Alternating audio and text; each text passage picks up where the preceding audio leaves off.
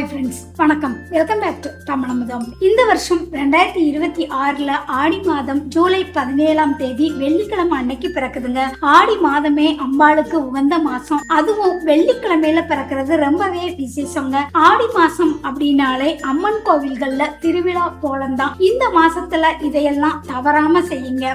ஆடி வெள்ளிக்கிழமை, ஆடி செவ்வாய், ஆடி ஞாயிற்றுக்கிழமைகள்ல அம்மனுக்கு வளைகாப்பு நடத்துறது, கூழ் ஊத்துறது, வேப்பிலை ஆடை கட்டுறதுன்னு அம்மனை மனமுருகி வேண்டிக்கிட்டா நினைச்சது நடக்குங்க. ஆடி அமாவாசை ஆகஸ்ட் 12ஆம் தேதி வருதுங்க. இந்த நாள் முன்னோர்களுக்கு திதி தர்ப்பணம் கொடுக்கறதுக்கு மிக முக்கியமான நாள். அவங்களோட ஆசி நமக்கு எப்ப வேணாலும் கிடைக்குங்க. இந்த நாளை தவற விடாதீங்க. அடுத்ததா ஆடிப்பூரம். ஆடிப்பூரம் ஆகஸ்ட் 14ஆம் தேதி வெள்ளிக்கிழமை அன்னைக்கு வருதுங்க. இது அம்பாள் மற்றும் ஆண்டாள் அவதரித்த நாளுங்க. ஆடிப்பூரம் அன்னைக்கு அம்பாளுக்கு வளைகாப்பு நடத்துற நாள். சுமங்கலி பெண்கள் மத்தவங்களுக்கு வளையல், மஞ்சள், குங்குமம் கொடுத்தா தீர்க்க சுமங்கலியா வாழலாங்க. அடுத்ததா ஆடி கிருத்திகை.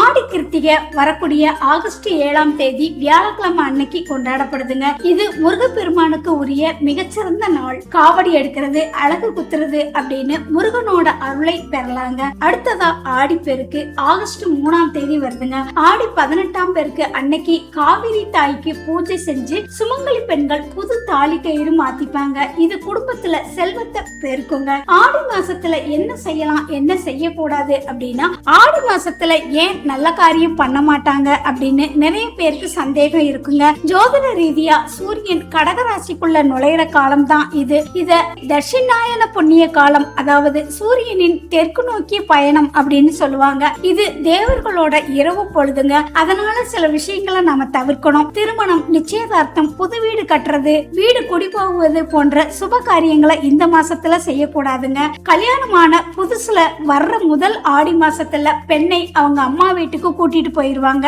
ஏன்னா ஆடி மாசத்துல தம்பதிகள் ஒன்னா இருந்தா சித்திரை மாசத்துல குழந்தை பிறக்கும். சித்திரை வெயில், கத்தரி வெயில் அப்படிங்கறதுனால குழந்தையோட ஆரோக்கியமும் அம்மாவோட ஆரோக்கியமும் பாதிக்கும் அப்படின்னு நம்ம முன்னோர்கள் அறிவியல் பூர்வமா சொல்லிட்டு போயிருக்காங்க. அடுத்ததா புதுசா கடத்திருக்கிறது, பெரிய முதலீடு செய்யறத இந்த மாசத்துல தவிர்க்கணுங்க. ஆடி மாசம் அப்படிங்கிறது பீட மாசம் கிடையாதுங்க. அது பீட மாசம், அதாவது அம்பாளின் சக்தி பீடங்களை வழிபட வேண்டிய மாசங்க. அது மறிவித்தாம் பீடை மாசம் அப்படின்னு தப்பா சொல்ல ஆரம்பிச்சிருக்காங்க. அதனால இது முழுக்க முழுக்க வழிபாட்டுக்குரிய மாசம்தான், கொண்டாட்டத்துக்குரிய மாசம்தான். அதனால நண்பர்களே, இந்த ஆடி மாசத்துல அம்மன் அருள் உங்க எல்லாருக்கும் முழுமையா கிடைக்கட்டும். இதை பற்றிய உங்களோட கருத்துக்களை மறக்காம கமெண்ட் பாக்ஸ்ல கமெண்ட் பண்ணுங்க. யாரெல்லாம் அம்மனுக்கு வளைகாப்பு நடத்த போறீங்க அப்படின்னு கமெண்ட் பண்ணுங்க.